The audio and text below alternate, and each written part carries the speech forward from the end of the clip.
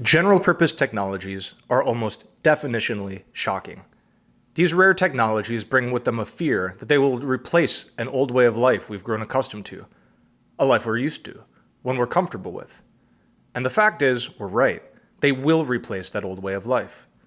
In the early 20th century, as electric lines were being rolled out to residences across America, there was widespread and legitimate fear of this deadly harnessed electricity being piped into the same homes people slept in.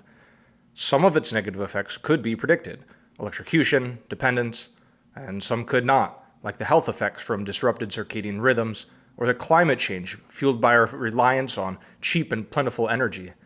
And yet this technology, available to only 5% of households at the turn of the last century, is now both taken for granted and seen as an essential right.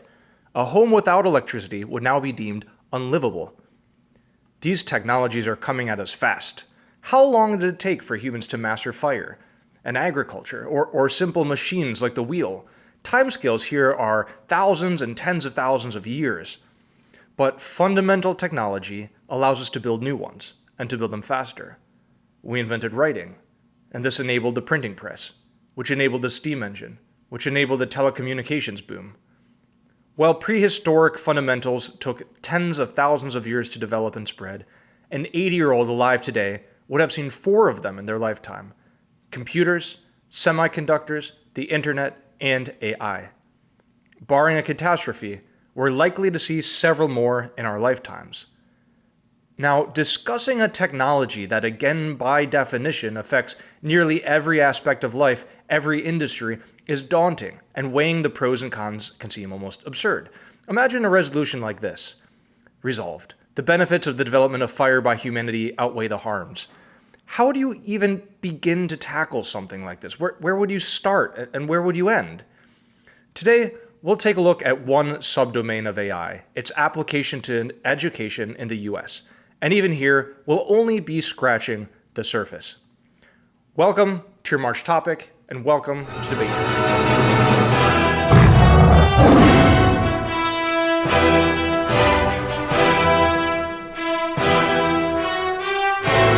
We'll begin with background, then arguments for AI in education, affirmative, and finally arguments against AI in education, negative. First, 2 quick things before we begin. All evidence cited can be found at debatetrack.com. Your subscription fee keeps these lectures free for everyone, and buying a brief is the best way to support this channel. Thank you for supporting us, DebateTrack, and for fueling accessible debate.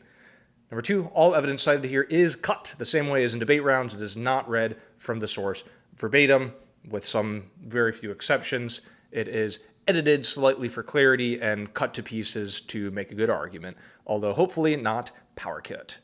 Now, here is your resolution. In the United States, the benefits of the use of generative artificial intelligence in education outweigh the harms. Here are the terms we'll be working with. First is artificial intelligence. This refers to computer systems capable of performing tasks that typically require human intelligence, such as reasoning, problem solving, learning, and decision making.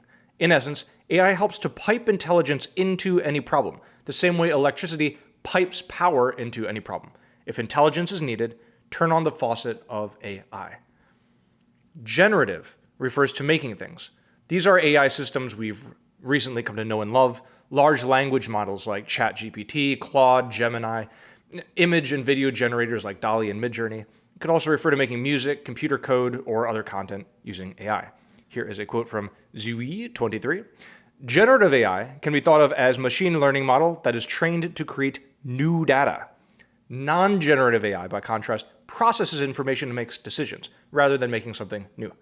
Much of the literature on AI in education is about these types of AI, systems that predict student performance, automate administrative tasks, or personalized learning without generating new material. Some tools, though, blur the line. One could argue that generating a class schedule or seating charts or student predictions about who's going to do well on what task or what worksheet, this involves a kind of generation. You start with no knowledge of what your students are doing. You end up with a list of this is how the students are predicted to perform. For example, you could argue that this is generating something. However, this is distinct from creating original education content like AI-written essays, explanations, quizzes, worksheets, or interactive lessons. Whether or not you should include non-generative examples in your debate or if you should debate the topicality of your opponent's non-generative arguments. It's a strategic decision I will not be settling in this lecture. Now, the vast majority of the cards in our evidence brief and the arguments I'll talk about here are, in fact, generative. They are solidly topical arguments. However, I can see many debate rounds, circuits, maybe just debaters who don't particularly care about the distinction between generative and non-generative. In other words, the resolution could be read as AI in education. But there might be many times where you're going to want to stick to topicality and challenge your opponent's topicality if they're really talking about prediction or data analysis, things like that, rather than generating new things, because, look, that is what the resolution asks for. Education, as I see it, can mean either, one, used in the education system. These are AI tools implemented in schools, universities, or other formal educational institutions. Two, used in the process of education. AI tools whenever someone is learning, whether inside or outside a formal school setting.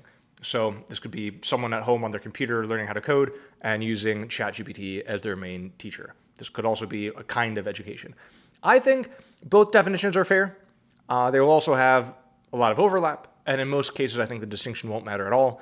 However, be aware that some teams may argue that AI training tools used in hospitals or offices, for example, don't squarely fit into education as intended by the resolution. And in any case, you can safely draw plenty of examples from K-12 schools, universities, trade schools, online schools, and professional schools like medical or law schools. So again, as with generative, I think there's plenty of squarely topical examples and arguments you can make. You don't really have to go into other territory. But again, that is something for you to decide, not me. What time frame are we limited to in this debate? Right now, sometime in the past, in the future? In my opinion, I think examples should stick as closely as possible to the status quo, the state of the art right now as AI is being used in schools. If we go into the past, the issue is that AI, especially this generative software that we're all using, it evolves at such a fast speed that examples, in some cases from a year ago, are going to be too old. Certainly all examples from 10 years ago are going to be too old. And a lot of examples, a lot of evidence from 3-4 years ago might skirt that line a little bit. But that's kind of the speed that we're talking about. There could be arguments from 6 months ago that just don't apply right now. Things have been solved, for example. Neg may level a lot of disadvantages just at the things that AI is not good at. Maybe it hallucinates, or it comes up with misinformation, there's bias in it, etc. A lot of these things have been drastically improved over time, and a lot of them are day by day getting better and better. And probably if we look into the future, some of these problems won't be problems at all. So into the future, it's another place we probably don't want to go. The further you get from the present, the more speculative you become, whether trying to predict either future harms or future benefits of AI adoption. How things will play out will depend on adoption rates, the AI tools being used, how well school systems and individual educators are able to integrate AI into their classrooms or schools, and perhaps national policy, maybe some laws coming down the pike that we can't really predict. So again, the further you get from the present, the more speculative you are becoming, both on AF and on neg. So if your opponent claims that AI will revolutionize education, has the potential to improve student outcomes, promises to replace teachers, things like this, you can challenge their reliance on future speculation. It is speculation. AI tools are evolving quickly, and so do hold great promise, but that doesn't mean speculative impacts, good or bad, should be treated as certain. Now, uniqueness will be a common defense for arguments on both sides. AF may argue that AI helps teachers and counselors do their job, but traditional algorithmic software like grading programs or scheduling tools have been helping educators for decades. So the question is, what makes generative AI different from conventional software? Neg may argue that AI spreads information, for example, but again, misinformation is not new. Textbooks, teachers, standardized curriculum have all contained inaccuracies. Is AI worse or actually an improvement on this? The onus is on you as a debater to show that your argument is uniquely a result of generative AI. Also on you as a debater to call out your opponents when there's things that really just aren't unique, and again, that's going to be a lot. If your argument applies equally to non-generative AI or past educational tools, it is less persuasive. Now, background sections in these lectures, they typically have maps, pictures of politicians, graphs, important people, places, things, dates. This topic will have none of that. I've already given you all of the examples I have, really. Last time I taught this topic was quite a while ago. It wasn't this topic exactly, but something pretty close. And I did try to have kind of a technical understanding, technical breakdown of AI, but that was, whatever, 7 years ago when I was less of a good teacher. So I won't even try that because essentially it's not useful for your debates. Unless you're curious. I mean, it's all interesting. A lot of math. So instead of all that, I want to note 8 principles of generative AI in education that will inform your understanding of and arguments for this topic. These are my 8 principles. Could be pared down to 7, could be exploded to 10, but I like this. I feel pretty solid about these 8 principles. A lot of them you will be familiar with perhaps, and probably some of them you won't be. So let's start with number 1, I suppose. The neural nets that AI systems are based on are black boxes. We know what goes in, we know what comes out. We do not fully know how the things are decided in the middle. Unlike traditional programming where every step is explicitly coded, AI models largely program themselves by recognizing patterns in massive datasets. Even when AI is fine-tuned with human feedback, this does not provide clear insight into how or why it reaches specific conclusions. Now, to clarify, we say we don't know how it works. That doesn't mean that architecturally we're confused about how it works. It's not some cosmic mystery. People do make these, right?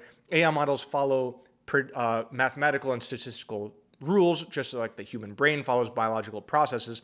However, much like you might love, Chapel Rowan, but not know exactly why you love Chapel Rowan. Is it her music? Is it how she looks? Is it her message? Is it the social movement around it? Is it, probably just because your friends like her? That's why we like a lot of the things we like. You love her. It's hard to know why exactly, what's going on in the brain. That's kind of how AI is. We know what comes out the other side. We don't really know why it's thinking that way.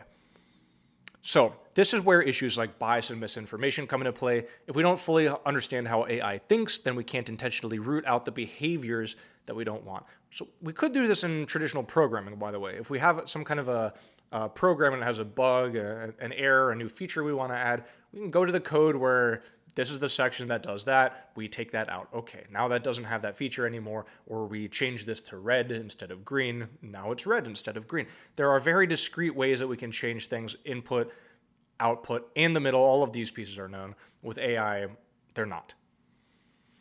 Again, look into the architecture behind that reason if you want to, if it strikes your curiosity.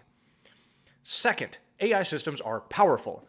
Like any fundamental technology, their impact is not inherently good or bad. It depends on how they are used. Fire can cook food or burn cities. Wheels can transport people or drive war machines. AI, like these past revolutions, will likely bring enormous benefits and enormous harms. This debate is about which outweighs the other. It would be really absurd to argue that AI is purely good or purely bad. The actual question is here whether on balance it benefits education or it harms education. Which one outweighs?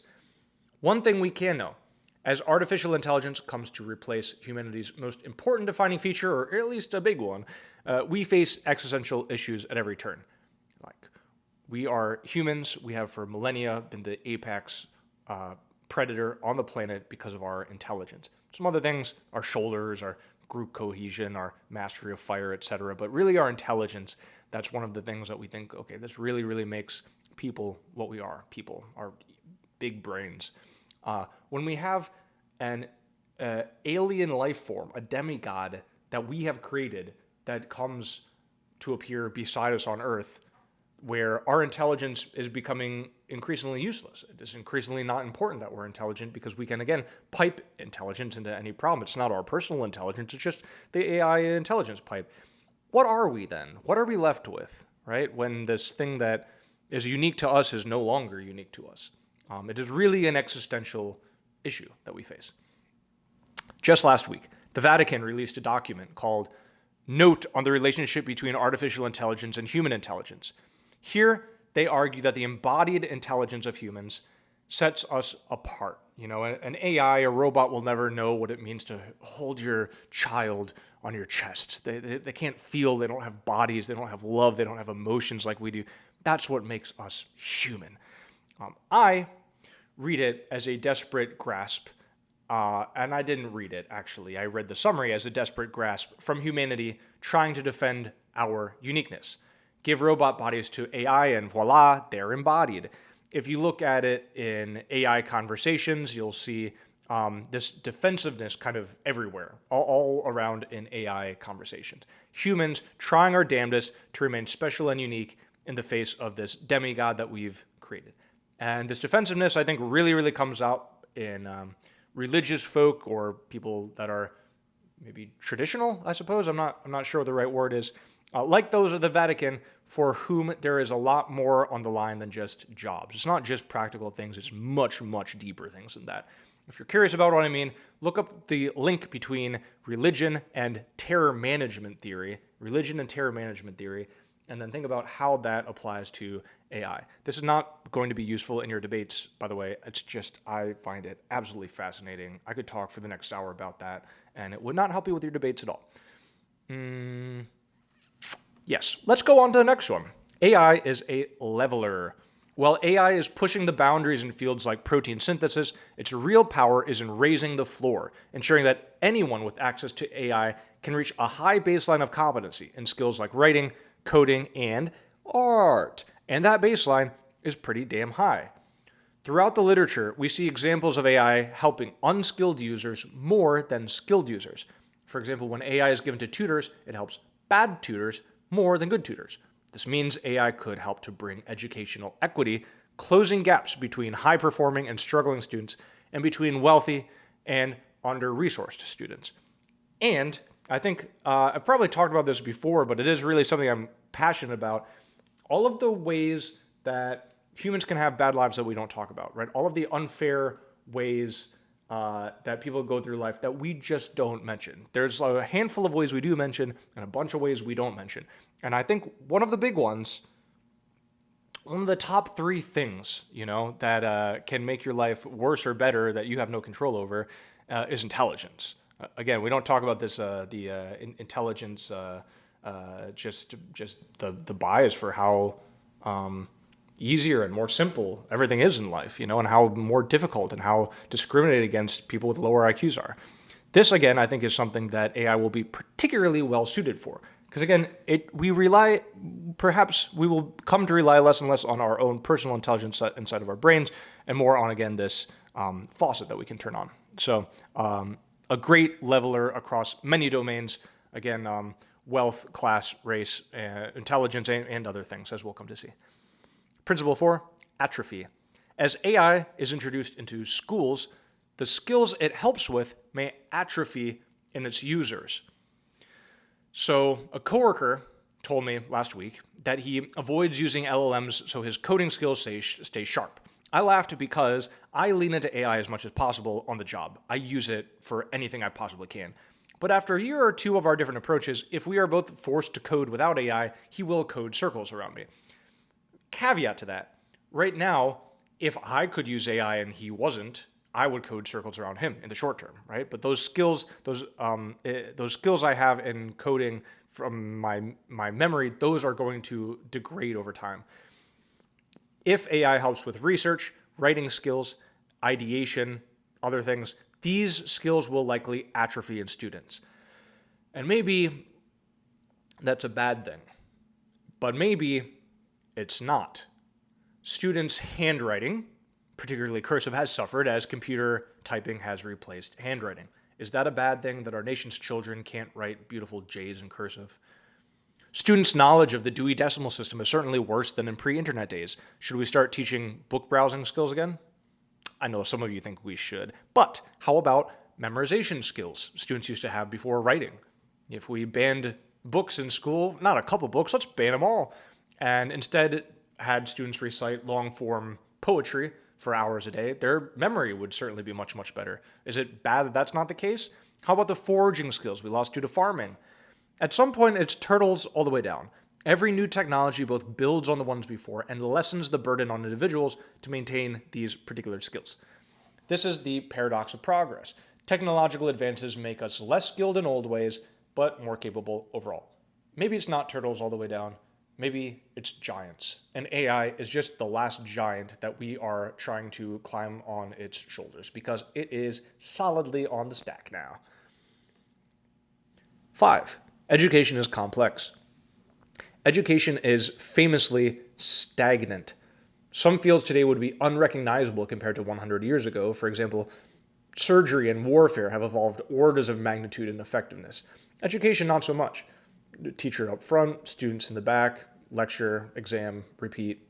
I think if someone came to a modern day classroom from 100 years ago, they wouldn't have that many questions about what's going on. Now, this is understandable. Education is very complex because people are very complex. There isn't a simple solution or innovation we can use to fix education overnight. In fact, the issues with it and the solutions for it are complex. On the other hand, we are ready for a scientific revolution in education. Much of how we practice education is tradition and folklore rather than best practices. And there are best practices, scientific best practices in education. It's just those are not what are mostly used by most teachers. It is really closer to alchemy than to chemistry, maybe closer to astrology than astronomy. A new education system might require a deep personal knowledge of each student, live feedback during learning, constantly updated information about the world, and tailoring everything about learning from what's being learned to when to how to individual students. Obviously, humans alone can't do this, and certainly not at scale. Many hope that AI is the answer to the system, the tool that will bring the revolution for everyone who's been in school and has been desperately waiting for a new way to do things. Incorporation. Technologies have been introduced to education before. When they have, we tend to see a similar system. Students gain superpowers to cheat, but eventually the system adapts and the technology is incorporated legitimately into the system. Anat Angarwal is a computer science researcher, professor, CEO of EDX, one of the most well-credentialed of all the authors in our brief. By the way, if you ever want a really, really high-quality class on anything outside of school, I really recommend EDX. You can even get a certificate, so I don't know if it's particularly less bad than CC, unless I guess you want college credit. That's the main thing. But if you just want a really, really good, high-quality class that's cheap from a top university, you can put on your resume, EDX, outstanding. Here's his quote. When large-scale change happens quickly, humans often fear the worst. Evolution has conditioned us to anticipate predators, and today, artificial intelligence is the predator many of us see. My generation believed the invention of the first handheld calculator would upend learning. Instead, it democratized numeracy, equipping students with tools to solve problems faster, freeing them to focus on higher-level reasoning instead of basic number crunching. End quote. The internet was an even more existential threat to education than calculators, making plagiarism both easier to do and harder to detect. Yet now, almost no parent would send their child to a school that banned internet access or failed to teach computer skills. Although I think a lot of parents would like to send their kids to a school that banned smartphones. I imagine some of your schools have smartphones banned, at least in the classroom. I would recommend, if they are not and the school is being controlled by smartphones, that you should ban them. I think just about any of you watching, even students, could work on, petitions, work with teachers, work with parents, to work with administration to get phones banned, to learn from other people and get a good system in place so that the school stops being monopolized by these aliens in our hands. You would probably be unpopular at school, but you would be respected. And it would be a respectable thing to do. You could probably look back on it and be very proud of the fact, unless you were just too sad because everyone bullied you at school. Maybe you shouldn't do that. I don't know. All right, next, balance. While their role may evolve, human teachers will remain central to education for the foreseeable future. AI is powerful, but it still has major limitations. If we're sticking to AI as it exists today, it's clear that schools will still need human teachers desperately. The nationwide shortage of teachers and counselors is a pressing crisis, and AI is nowhere near replacing the human connection, judgment, and adaptability that educators provide. The key is balance. Good AI integration means using AI where appropriate to enhance learning, reduce busy work, and assist struggling students, but not over-relying on it in ways that erode teacher autonomy or undermine classroom dynamics. UNESCO 24, quote, "It is often said that AI is contextually aware, but outside of narrow tasks, it usually pales compared to the awareness teachers bring to classrooms in terms of the local community and local culture.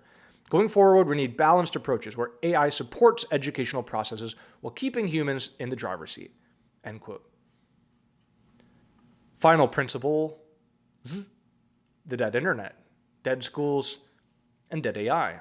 The dead internet theory refers to the idea that as bots proliferate online, the internet, and specifically parts of social media, is increasingly becoming bots generating content, bots commenting on that bot-generated content, and bots responding to these comments, bots arguing with each other.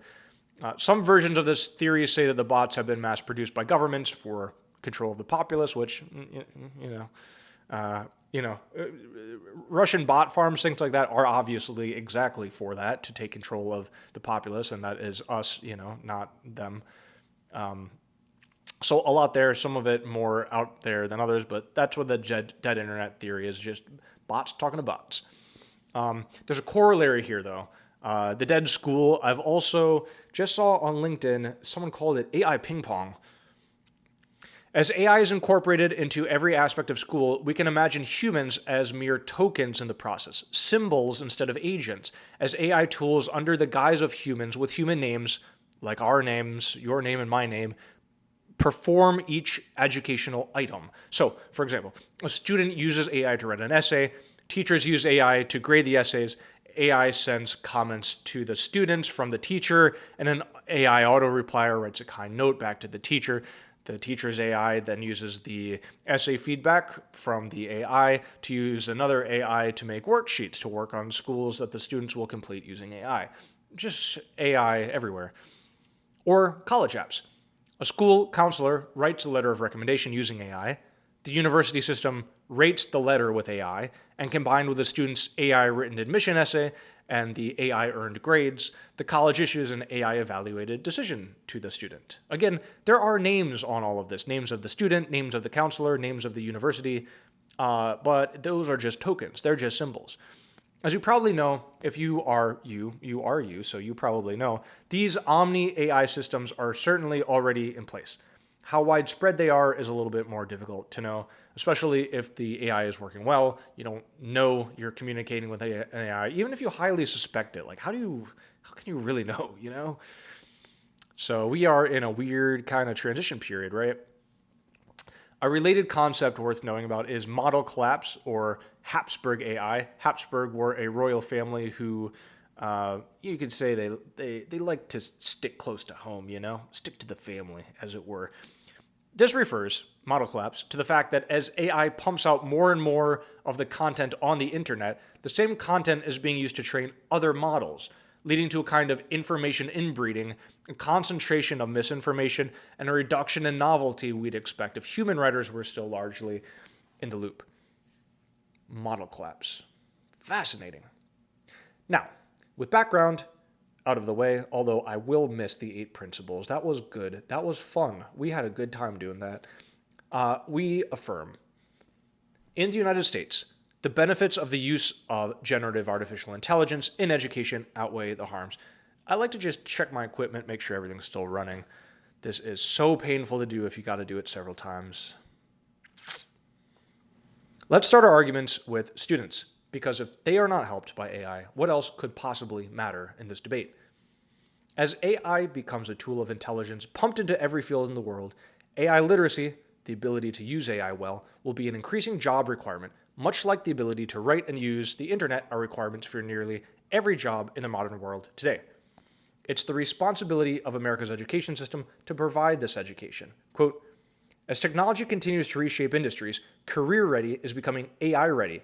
If truly championing working class America is a primary goal, investing in the development of AI skills across career pathways would be a meaningful and strategic next step. That's Jaffer 24. This applies even to uses of AI that teachers have a hard time accepting. And I would ask, if in conflict, should we strive to make our students likable to teachers or to employers? And that is an open question. I'm not necessarily siding with employers, but there's a good case for siding with employers, right? If employers like it, maybe students should be doing it. For a lot of students, that's the point of school, is to make a living. So whether you like it or not, that is the case. Watson and Brown 24, quote, a shift in employers' job postings rewards those with AI skills. A core tension has emerged. Many teachers want to keep AI out of our classrooms, but also know that future workplaces may demand AI literacy. What we call cheating, businesses could see as efficiency and progress.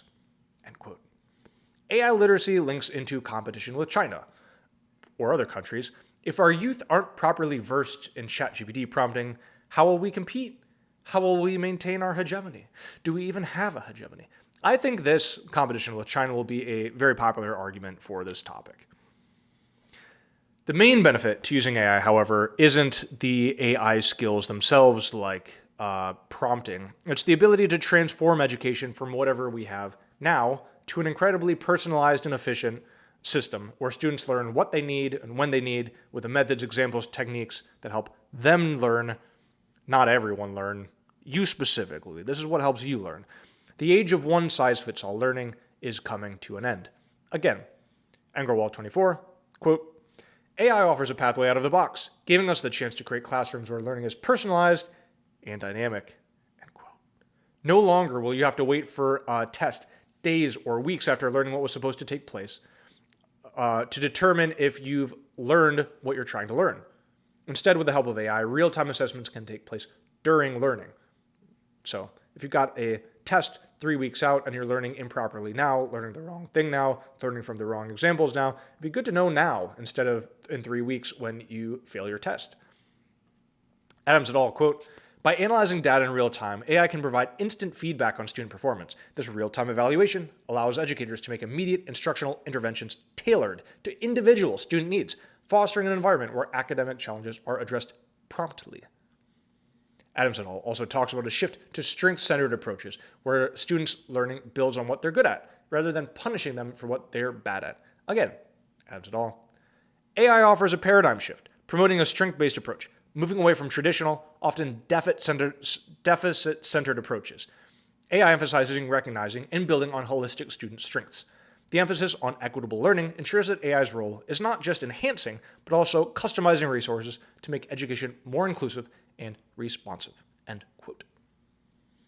Now, for anyone who truly learns differently from others, or to put it more bluntly or a bit differently, has disabilities or impairments that prevent them from learning the same as others, this custom tailoring will be especially valuable. Remember, AI helps to raise the floor, and in the status quo, the floor is littered with students to whom the ancient and unnatural cookie-cutter approach to education just doesn't work. Look at these students. That cookie-cutter approach does not work for these kids, okay? AI tools have already been deployed, for example, to help students with ADHD, dyslexia, and vision and speech impairments, to name just a few. Think of a disability or difference, and it is likely that AI has already been applied to helping that student population to excel. So if you have a disability of any kind, and you want to know, is there an AI to help? You probably already know. The answer is probably already yes. Use that as an example if it's education related. And this custom tailoring to individual students does work. I'm open to counterexamples, but I think every subject can be better learned when AI is incorporated. If you have a counterexample, tell me, but I don't think you'll have one. Rogers 21 talks about using AI to help guide students through math problems. Barshay 24 cites a Harvard study which revealed that students learn twice as much physics from ChatGPT compared to an in-person class. Mater 21 talks about early childhood reading skills, very, very important, perhaps the key period of education that sets the tone for the rest of your education in life. This also being helped by AI software. Look at this baby learning how to read. Solomon 10:23 talks about writing.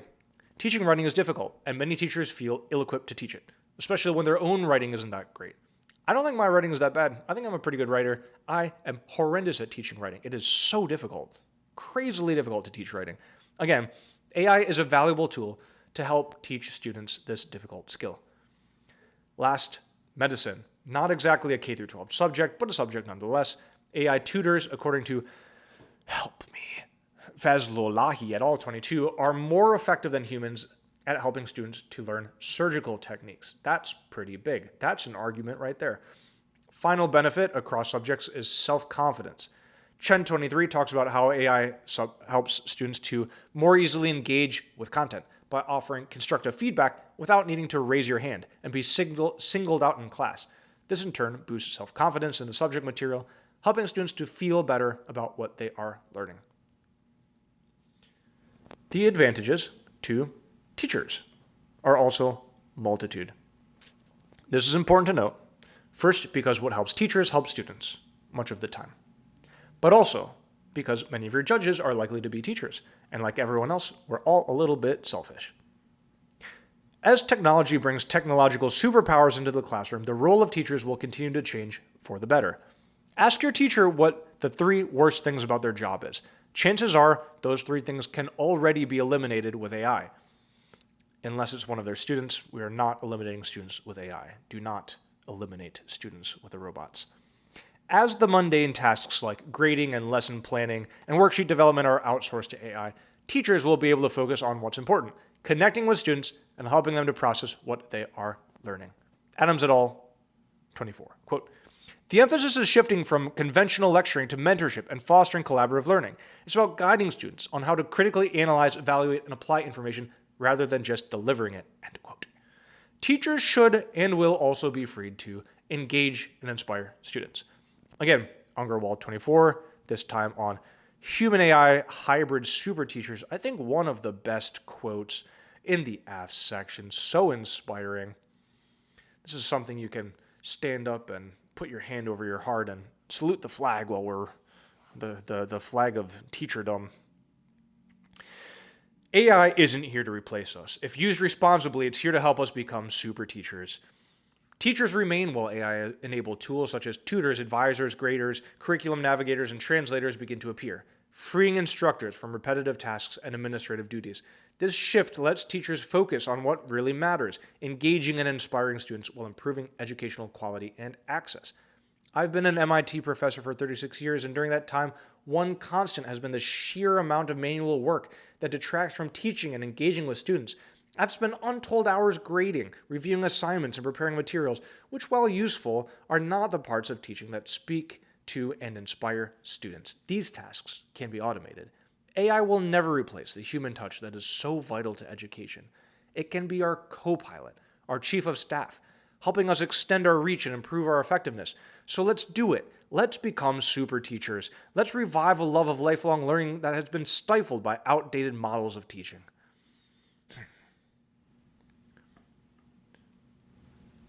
Classroom management is one of the more difficult aspects of teaching. Class and classroom management. The super teacher.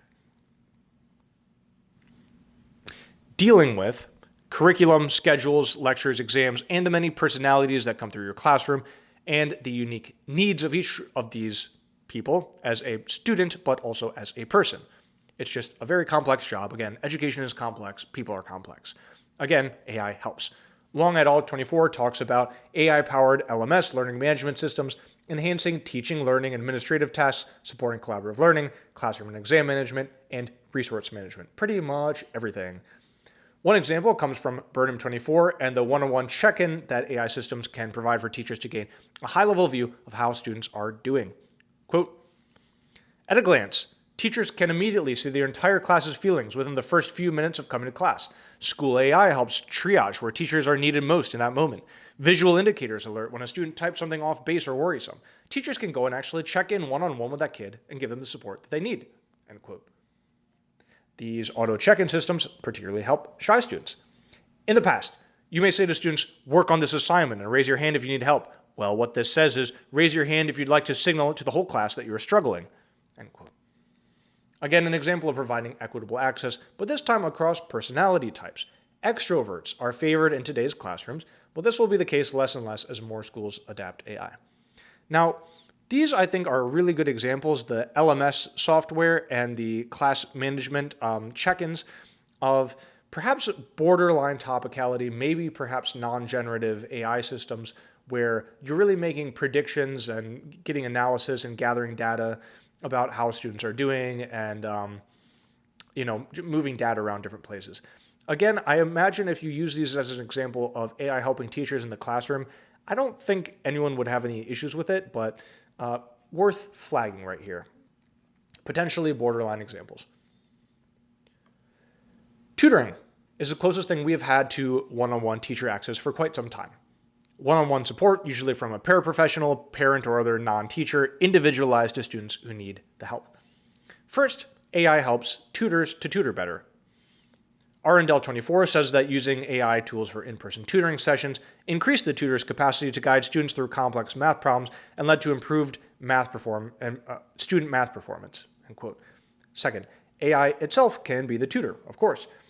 AI tutors can help across a range of subjects, let's lean at all 23, and can do so cheaply, effectively, and at any time. It can do this while providing customized learning to individualized students.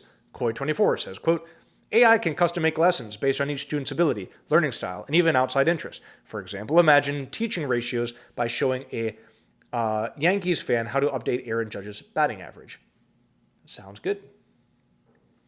Much like with students, AI can also help teachers' mental health. Again, a huge part of job stress, and teaching is a very stressful job, can come down to workload. The tasks of lesson planning, preparing materials, and grading can take a full 40-hour work week, and that's not counting actually conducting classes, commutes, and lunchroom duty, all the other extra duties, whatever you have to do.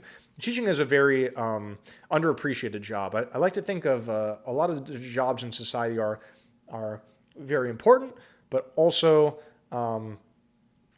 valued. You know, nurses, I think, are a really good example that they are adequately appreciated. It's a crucial job, very important for society. You know, they are angels in their own way, but they're rewarded well financially and everyone appreciates them, you know.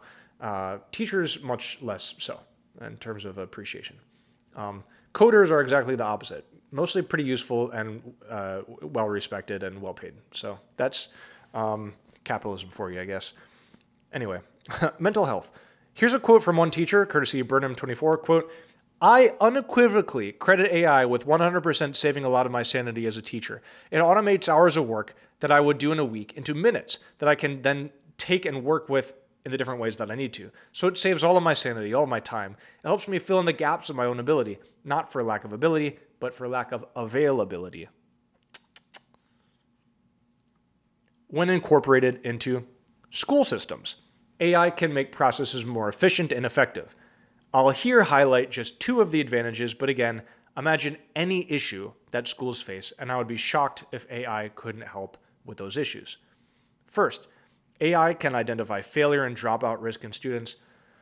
Having early warning signs of trouble is extremely useful in preventing students from failing out of a school system and encountering all of the negative life effects that school dropouts are likely to face, compared to, for example, high school graduates. Just in terms of all life outcomes, better to graduate from high school, even better to get a college education.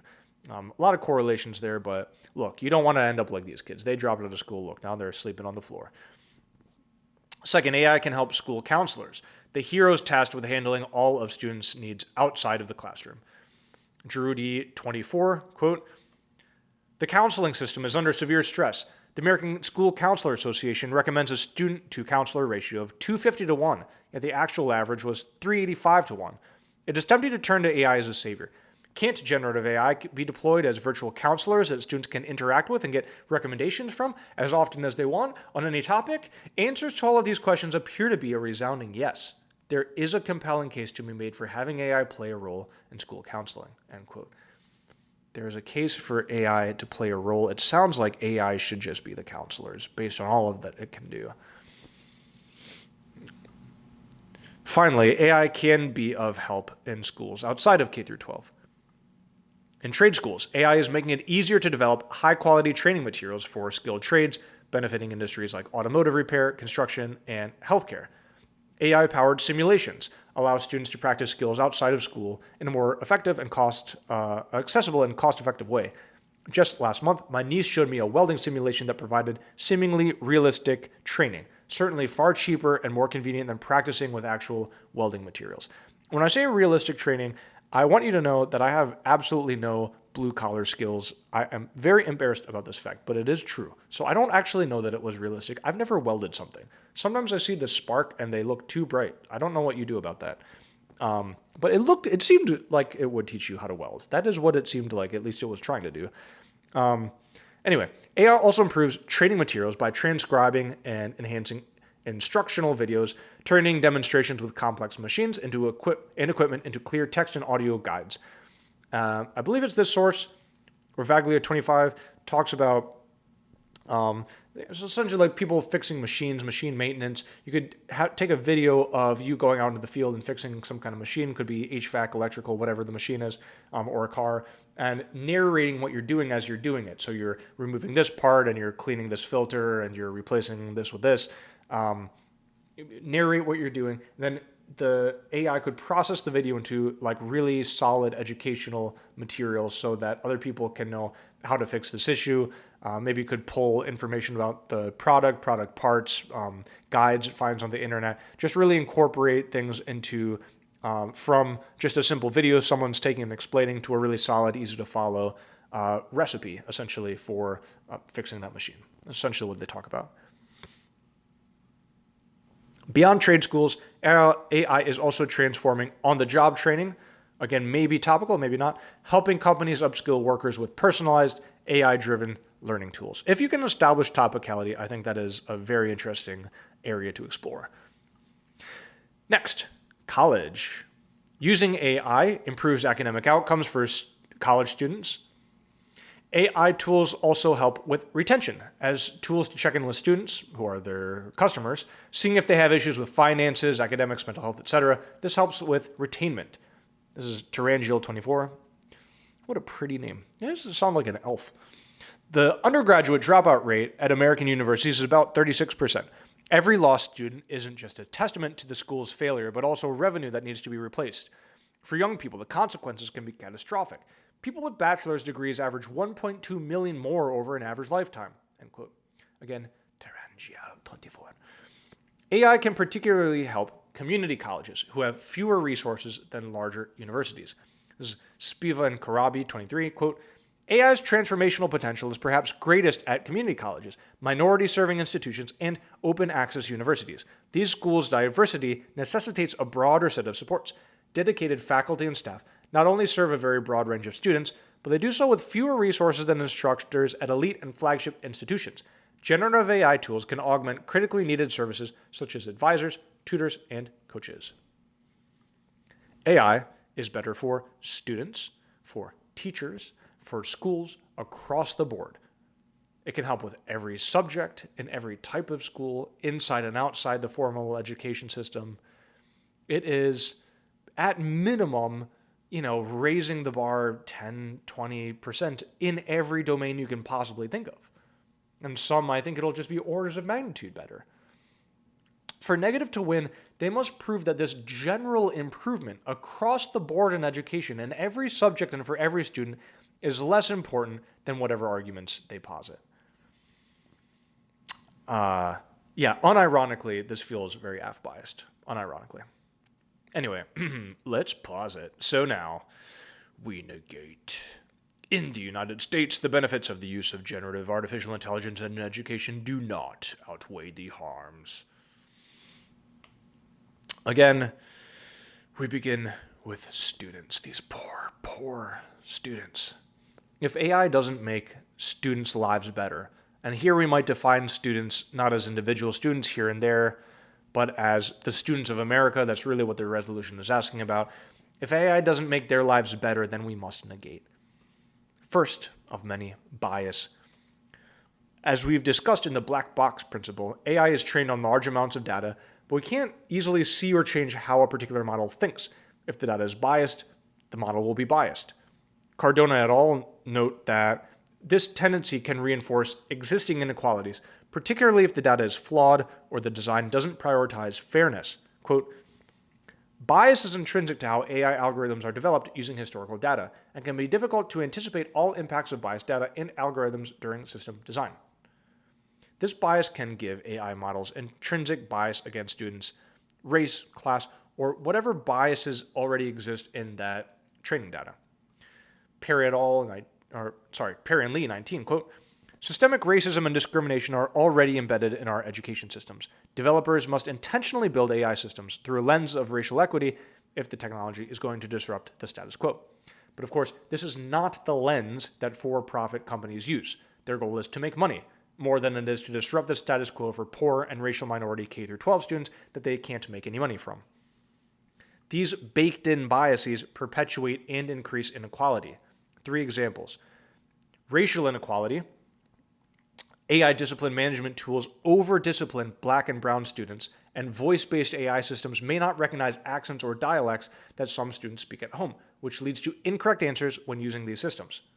Salman 323, quote, even when developers don't intend for it to happen, their inherent biases can be coded into a product, whether through flawed algorithms, historically biased datasets, or biases of the developers themselves, end quote. Number 2, achievement inequality.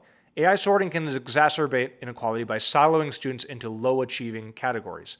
Quote, AI in schools have led to placing students in appropriate subject levels that sorting can be fraught, trapping low-income and minority students in low-achievement tracks where they face worse instruction and reduced expectations, end quote.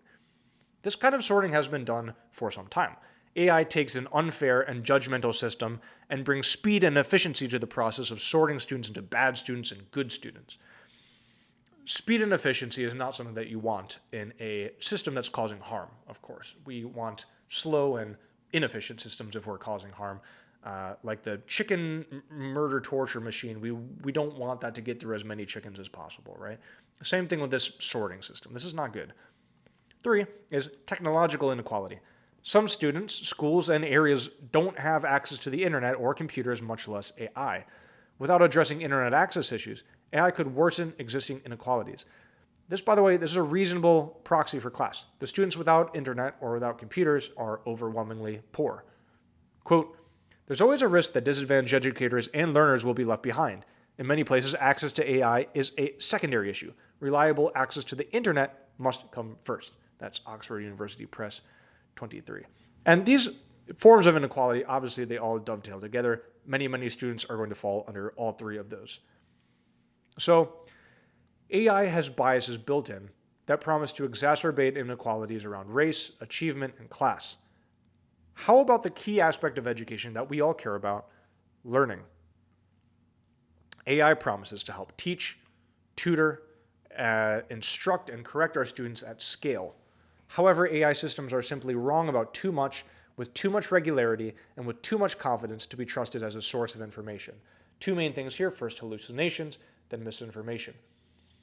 Hallucinations, these are essentially how AI chatbots, what they are is elaborate word prediction machines. They aim to put together a string of words that make the users happy. These machines will do this whether they know the right answer or not. Thus, hallucinations, as they're known, are common, with AI systems confidently making up true-sounding but very false information.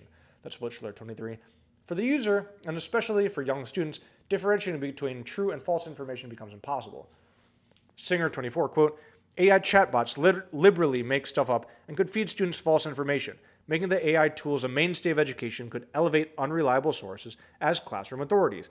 AI systems can be biased and are often opaque, preventing teachers and students from understanding exactly how chatbots devise their answers. End quote. And it's not just hallucinations, where chatbots make something up. It's also misinformation, where the chatbots are trained on false data. After all, it is very easy to find lies on the internet and thus feed unvetted sources to students as truth. I myself had this happen to me. Recently, I was asking ChatGPT about a local winter festival. It's a cute little festival. There's little like music machines and lights. There's probably like 20, maybe 30, 40 sculptures, something like that. It's nice. It's a very nice little winter festival, you know? ChatGPT told me that 4.5 million guests come every year to see our sculptures. This is in a city of 200,000 people. It took me about a week to track down the number, but I did find it. It was a number published on a website that was taken from another website that was cited from a presentation that used dishonest reporting essentially to appeal to potential advertisers. They had like a geofence around the city and they just counted the number of people who crossed that geofence. So I imagine it was like just people commuting to work every day, you know. That shows for like 2 months, you know, every person is now like 60 people. Just really dishonest numbers. To me, as an adult, it's a crazy number that's worth investigating and to really ask myself, is that true? No, it's obviously not true. But to ChatGPT or to an 8-year-old student seeing it as a substitute, instead of a teacher telling them, just ChatGPT tells them, to them it's just a fact. Thus, AI increases the amount of misinformation in our education environment. Williamson et al., 24. Applications that use generative AI to support teachers' lesson planning and resource generation could flood the classroom with misleading inaccuracies or false information. AI poses a real threat to the accuracy of school knowledge. End quote. Now, as we noted in the background section, model collapse makes the spread of information increasingly likely over time, as AI models are trained on AI content made by AI models trained on other AI content. Information inbreeding thus prevents the normal course of fact-checking that we'd expect with skeptical humans in the loop. Now, maybe, despite students being flooded with misinformation and hallucinations, these are just the growing pains of learning a technology that will ultimately improve them as people and make them more capable workers and more skilled in some kind of domains. Sadly, that is not something we can count on. De-skilling refers to students losing critical abilities as they come to increasingly rely on AI. The skills that AI will replace, unfortunately, are also the most crucial to being a member of society and a democracy, maybe to being a person. Things like critical thinking, curiosity, ideation, writing. These are the things that AI will take away from our students. Unlike kids losing their coal mining jobs to coal mining robots, these are skills that we don't want our kids to grow up without. This over-reliance on AI could lead to both a decline in genuine learning and the potential for students to avoid the deeper, more meaningful aspects of education. Medina24 talks at length about these negative effects. Although AI may empower students who care to delve far more deeply into topics, it will also empower students who want to coast by, to do so much more easily and for longer in the past. So it will help students who really want to learn better. Maybe you shouldn't say that if you're a neg. But if you want to do nothing and just be lazy, it will make it very easy for you to do that.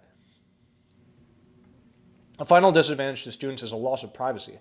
AI promises to bring customized learning, but this customization requires immense amounts of intimate data about each student.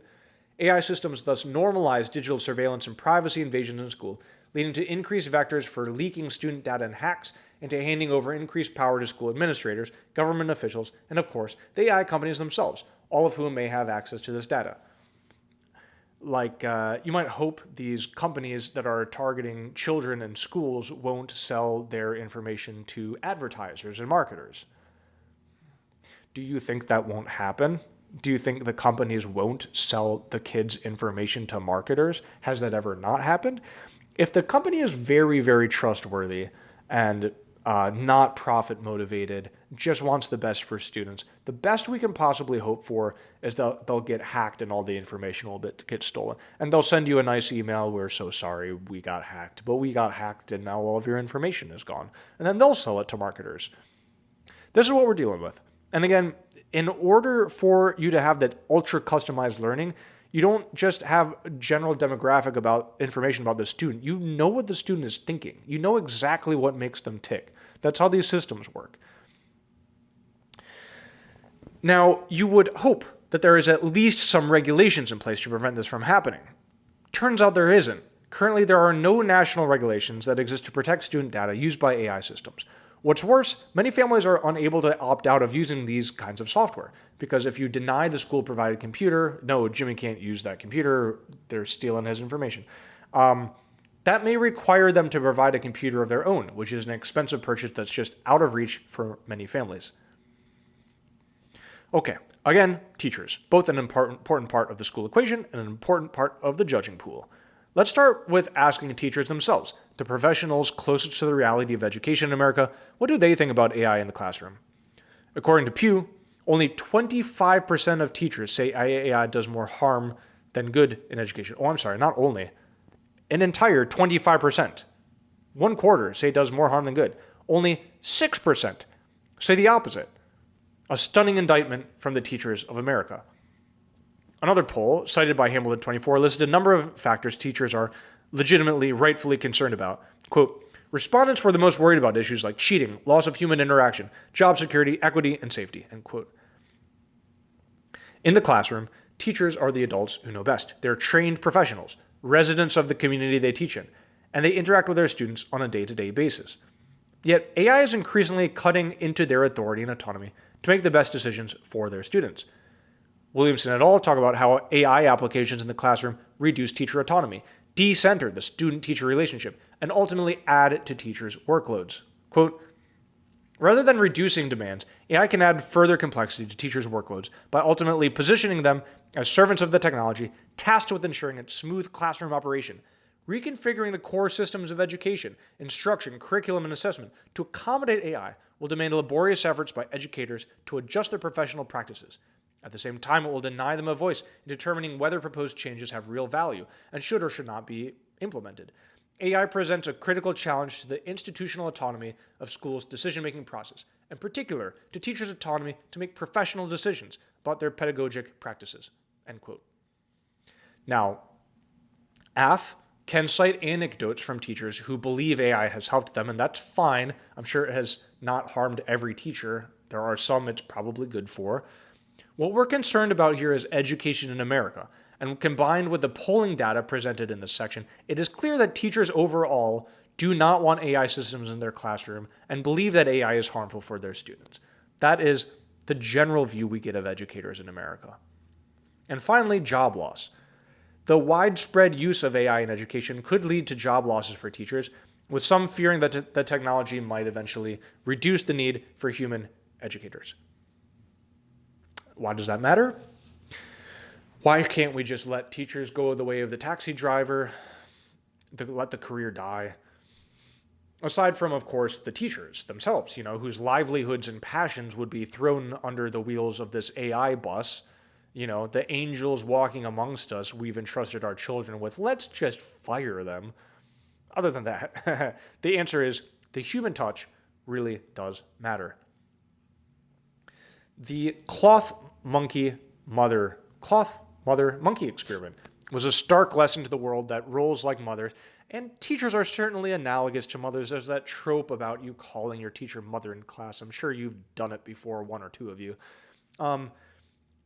These roles are not reducible to their material offerings, like food, right? AI is a wire mother. Yes, it delivers the food of knowledge, along with the poison of misinformation and bias and hallucinations, but it will never offer the human connection needed for students to develop as people. Again, polling data from Hamilton 24 says that teachers list loss of human contact as a top concern regarding AI. Maddox et al. Talks about a world in which AI is increasingly made into the role of teacher as a replacement for humans.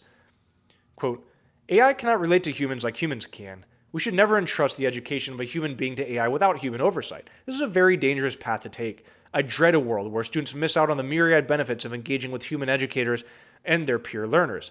Educators devote a significant amount of time and effort to getting to know students, building relationships, mentoring students, and guiding students in their moral and social development. AI cannot currently provide that kind of support and connection to students. If we lose the human touch in education, it will likely not be at the hands of educators. It will be at the hands of those who want more cost-effective education at the cost of quality." End quote. As humans are replaced or sidelined, the emotional and social development of our nation's children will suffer. And it's not just the direct effects of AI that are a danger. Even the hype around AI is a threat to education in America. Singer24, quote, "Hype over unproven AI chatbot tutors could detract from more traditional, human-centered interventions like universal access to preschool that have proved to increase student graduation rates and college attendance." End quote. Finally, on neg rollout, even if we granted all of the advantages of Affirmative and didn't offer a single disadvantage for ourselves, the method through which it's being implemented across America is enough to outweigh any potential benefits. AI is being rolled out en masse at a breakneck speed by opaque corporations whose main motive is profit, not education. This is happening as companies' salespeople sign on school administrators without consultation from parents, teachers, the community, or hey, maybe students. Maybe we should talk to them sometime. Education in the US is a public good. We pay taxes into the education system because we want all of our fellow Americans to be educated. When we hand over control to opaque AI corporations, we lose our right to decide what and how our children learn. AI adoption, therefore, poses a threat to democracy. According to Williamson et al. 24, quote, "The current wholesale adoption of unregulated AI applications in schools poses a grave danger to democratic civil society and to individual freedom and liberty. AI, with little public oversight, is on the verge of becoming a routine presence in schools. The widespread use of digital technologies in teaching has already helped obscure educational decision-making and allowed student data to be exploited for non-school purposes. The introduction of opaque and unproven AI systems and applications will likely intensify these problems and create many more." End quote. in concert with what we know about AI systems, that they're black boxes filled with biases and prone to accelerating inequality, and about AI companies, that they're bound to no federal law protecting children's privacy, we come to understand that AI truly is a huge threat to our system. This rollout, therefore, turns the most vulnerable and important to protect, our children, into guinea pigs in a wild lab experiment that none of us signed up for. Again, Williamson et al. 24, quote, "The adoption of largely unregulated AI systems and applications would force students and teachers to become involuntary test subjects in a giant experiment in automated instruction and administration that is sure to be rife with unintended consequences and negative effects. Allowing AI to become inextricably enmeshed in school processes and procedures invites both short and long-term harms, because once it is enmeshed in those processes, the only way to disentangle from it would be to completely dismantle those systems." End quote. What they're saying is this is a one-way street. The more that we put AI in schools, the harder it will be to get out. This isn't like a light switch we can turn on and off. These are systems with people and culture and infrastructure involved in them. This is a burrow that we're going into that we really can't back our way out of. It's no surprise, therefore, that leading academics recommend that we stop using AI in education, a stance they wouldn't take lightly if they didn't recognize the enormous harms AI poses. We have cited these three authors several times in just this section, but let's briefly look at their credentials. Dr. Ben Williamson is a senior lecturer at the Center for Research in Digital Education at the Edinburgh Futures Institute. Dr. Alex Molnar is the director of the National Education Policy Center and a research professor at University of Colorado Boulder. Dr. Faith Boninger is a publications manager and co-director of National Education Policy Center's Commercialism and Education Research Unit. Words, words, words. Suffice it to say, these are heavyweights in the field and the most credentialed experts I have found on education policy in researching this topic. At the end of the paper, these three say, "We recommend that federal and state policymakers stop promoting AI, prohibit schools from adopting AI-based educational applications, adopt regulations that prohibit schools from using any technology, including black box AI models, whose workings are not transparent to state regulators." They just say stop. They say stop using it.